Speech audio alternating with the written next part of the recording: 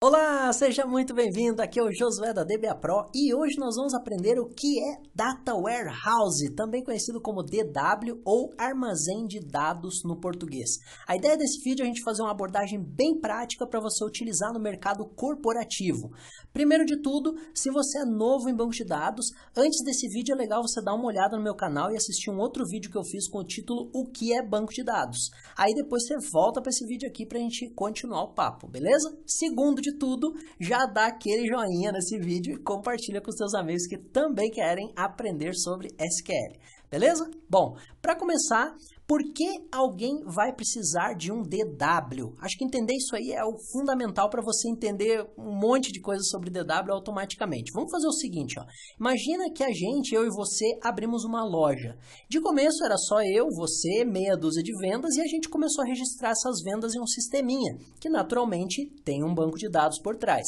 Só que a gente começou a mandar bem pra caramba, começou a chover clientes felizes e aí aconteceu duas coisas. Primeiro, o volume de vendas cresceu absurdamente. Com isso, os dados que a gente tem para guardar no nosso banco também cresceram um monte. Segundo, o volume de trabalho está gigante. Agora só eu e você, a gente não está dando conta. Então, a gente precisou começar a contratar. Tipo, um RH para cuidar das nossas contratações, um financeiro para administrar a grana, um comercial para atender os clientes e assim por diante. Naturalmente, todo esse pessoal usa o mesmo sistema e o mesmo banco de dados que a gente implantou lá no comecinho. E o sistema que a gente implantou, assim como a maioria dos sistemas, ele tem um banco de dados otimizado para transações, ou seja, ele é rápido para operações de inclusão, alteração e exclusão. Pode ser de vendas, produtos, clientes, etc. Um monte de coisa, mas ele é rápido nesse tipo de transação, quando a gente vai incluir, alterar ou excluir alguma coisa. Numa versão bem simplificada, a gente poderia imaginar o nosso sistema, a organização das tabelas dele, dessa seguinte forma aqui, ó. E a nossa tabela de vendas, onde a gente guarda as nossas transações, poderia ser desse jeito aqui.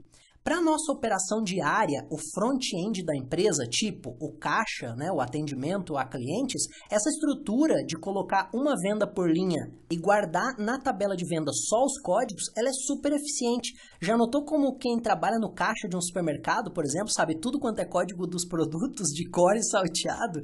Isso é porque é muito mais rápido, mais fácil para ele digitar lá código 123 para um determinado produto do que digitar o nome do produto, tipo armário embutido 4x2 de mogno, 2 gavetas, etc. Concorda? É muito mais lento para ele trabalhar dessa forma. Então, uma tabela de vendas que ela contém só código, ela é muito mais rápida, tanto para o sistema trabalhar, quanto para a pessoa que vai trabalhar, desde que ela, claro, tenha uma boa memória para decorar os códigos. Mas a maioria da galera que trabalha em caixa, você já viu que os caras têm uma memória afiadíssima para código, né? Então, é assim que funciona a maioria dos sistemas que a gente vai encontrar no mercado quando se tratar do front-end da empresa. Só que é o seguinte, ó, com o crescimento da nossa empresa, agora a gente já está até chamando ela de corporação, além dos funcionários do front-end, tipo a galera do atendimento, a gente agora tem um monte de usuário no back-end da empresa, tipo a galera do financeiro, a galera do RH, a galera do administração comercial e assim por diante. E enquanto que o pessoal do front-end tem como foco incluir, excluir e atualizar as informações, o foco do pessoal do back-end normalmente é consultar os dados e fazer análises gerenciais. Tipo assim, ó, o pessoal do RH, ele precisa de um relatório de vendas e comissões, enquanto que o nosso pessoal do comercial precisa de um relatório para acompanhar as metas de vendas. E como você pode ver, a forma como as informações ficam guardadas no banco é bem diferente de como as áreas de back-end precisam visualizar essa informação. Então, para a gente poder transformar o que está guardado nesses relatórios e consultas que o pessoal precisa, o que nós precisamos fazer? A gente precisa de poder de processamento. O que não é um problema nesse exemplo aqui, porque a nossa empresa aqui, no caso, é pequena. Só que, como eu te falei, a nossa empresa está crescendo e crescendo muito. Então, a nossa tabela de vendas agora ela tem 1 bilhão de linhas. Imagina só a quantidade de informação que a gente tem guardada. Além disso, em geral, os sistemas quase sempre não são assim tão simplesinhos quanto a gente colocou nesse exemplo. Normalmente, eles são desse jeito aqui, ó. É tabela e relacionamento para tudo quanto é lado. Então, agora pensa no tamanho da encrenca quando todo mundo da empresa começar a usar o sistema tudo ao mesmo tempo.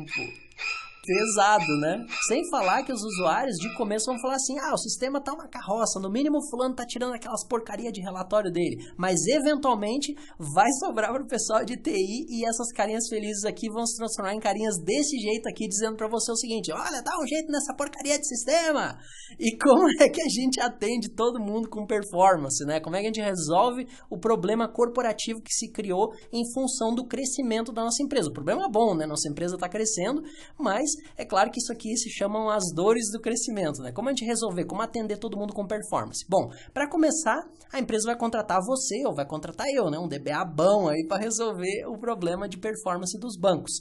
E a gente provavelmente vai propor uma dessas 4 alternativas aqui. A primeira seria melhorar o poder de processamento, fazendo um crescimento que a gente chama de crescimento horizontal. Como o nosso banco de dados fica em um servidor, se a gente melhorar o servidor, o sistema fica mais rápido. E para ambientes de médio porte, essa solução é show de bola.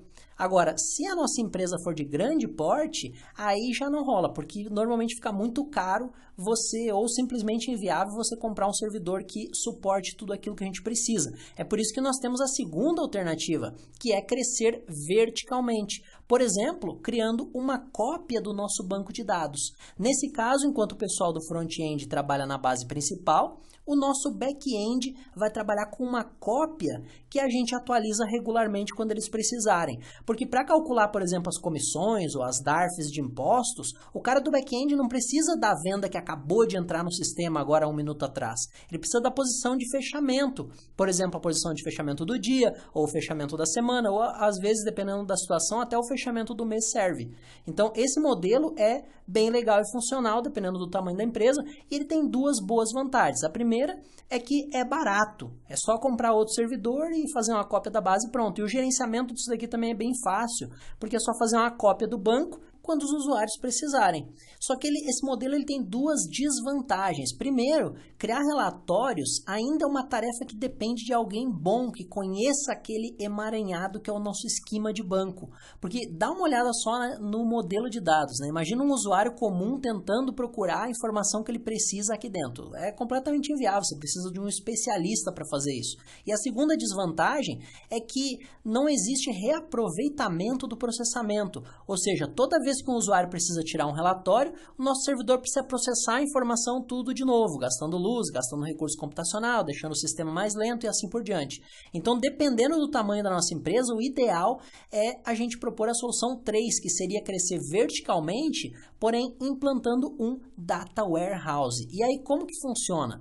A gente continua tendo o nosso banco de produção, com as tabelas normais, vendas, colaboradores, produtos, etc., e a gente vai criar um banco novo, só que ao invés de ser uma cópia de produção, como na solução anterior, esse banco, ou Data Warehouse, ele vai ter tabelas com as informações do jeito que o nosso back-end precisa. Tipo assim, ó, a gente vai ter uma tabela chamada folha de pagamentos para o nosso RH e uma outra tabela chamada acompanhamento de metas para o nosso time do comercial.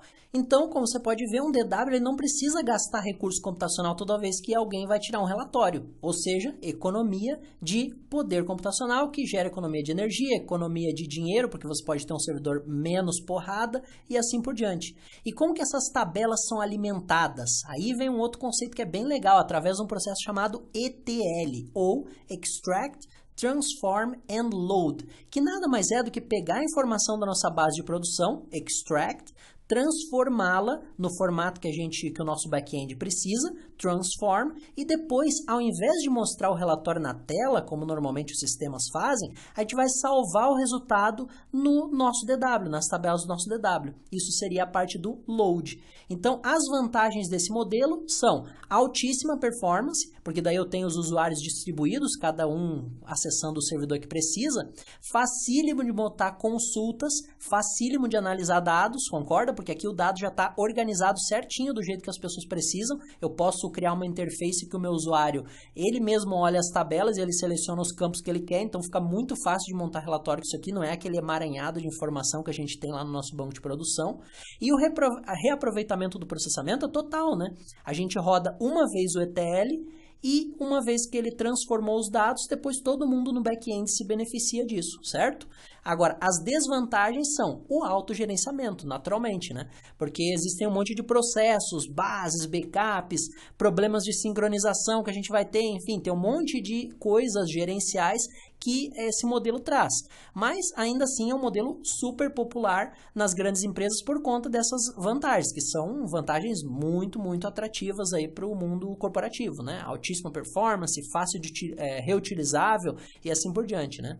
Agora, para terminar, imagina que a nossa empresa cresceu ainda mais, ela cresceu muito, virou uma mega multinacional gigante, e aí agora tem gente do mundo inteiro acessando o nosso DW, né? Coitadinho, agora tem usuário do mundo inteiro acessando esse cara. E aí começou de novo aquela conversa chata, né? Talento esse negócio, e aí, o que que a gente vai fazer com isso aqui, com essa porcaria desse sistema? E o fulano tá tirando relatório, começou de novo aquela confusão, né? E aí, o que que a gente vai fazer? Bom, aí nesse caso, a exemplo da solução 1, a gente poderia também aumentar os servidores. A gente tem um servidor no nosso DW, um servidor na nossa base de produção, poderíamos aumentá-los. Se não der, assim como na solução 1, nossa empresa é muito grande, não adianta aumentar. A gente poderia fazer parecido com a solução 2, a gente poderia duplicar esses DWs. Então, ao invés de eu ter um DW, eu tenho uma cópia do DW e várias pessoas, cada área, por exemplo, acessa uma cópia desse DW, né? Essa seria também uma outra alternativa. Agora, o que normalmente as empresas que são multinacionais enormes, que têm espalhados pelo mundo inteiro, o que elas fazem é a solução 4, que é criar sub-DWs.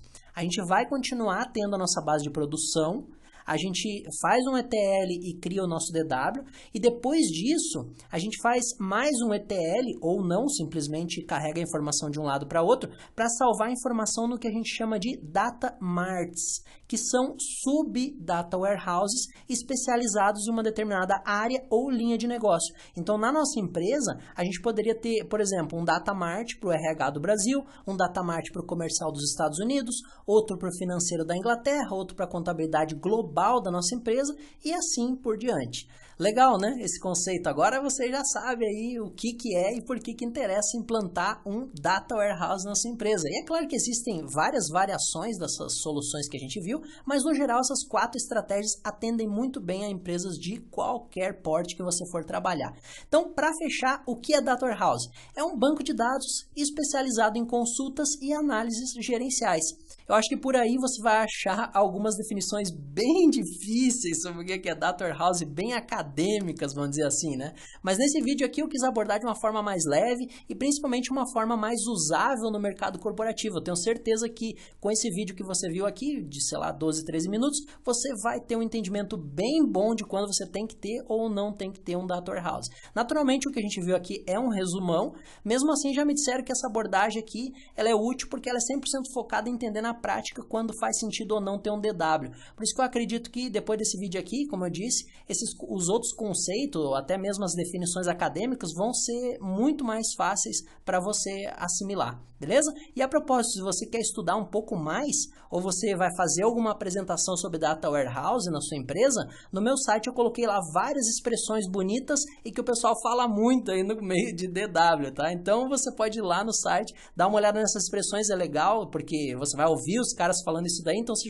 já vai estar antenado nessas expressões que os caras falam muito na área de DW. E também, se você quiser rechear a sua apresentação de coisa palavreado e gíria complicada aí nessa área de DW, lá no site você vai poder encontrar um suporte para você fazer isso, falar bonito e impressionar na próxima reunião que você for fazer sobre DW, beleza? Espero que você tenha gostado desse vídeo, a gente se vê no próximo. Até logo, tchau, tchau!